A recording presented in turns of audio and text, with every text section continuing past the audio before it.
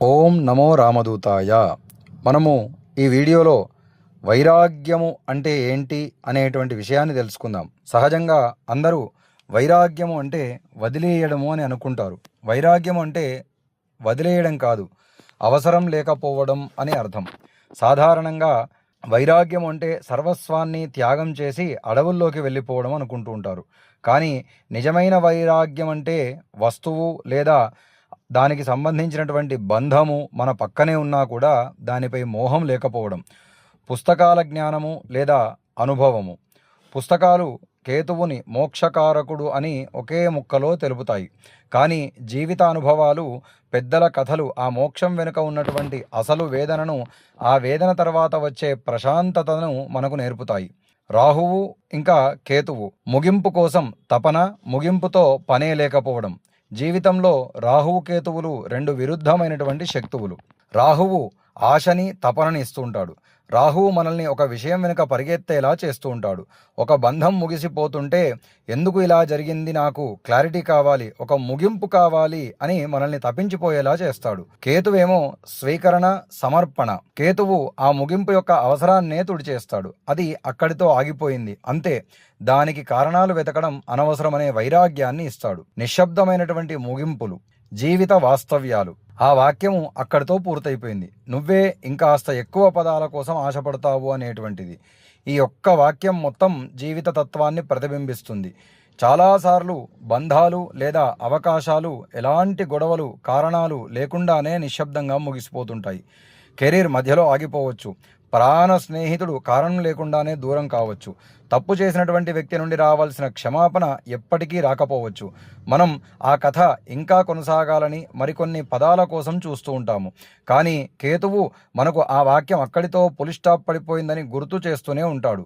అసలు కేతు సిద్ధి అంటే ఏంటి అంటే పరిపూర్ణమైన ముగింపులు జీవితంలో చాలా అరుదుగా దొరుకుతాయి. సగం ఆగిపోయిన పనులు, మధ్యలోనే వదిలేసిన బంధాలు, చెప్పకుండా మిగిలిపోయినటువంటి మాటలు, వీటన్నింటినీ ఎలాంటి అసంతృప్తి లేకుండా ప్రశాంతంగా అంగీకరించడమే కేతు సిద్ధి.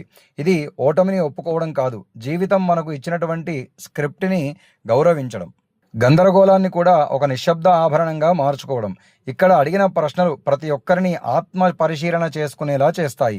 ఆ అరకొర ముగింపులు ఏమి నేర్పించాయి అంటే జీవితంలో ప్రతీదీ మన నియంత్రణలో ఉండదని అవి నేర్పిస్తాయి.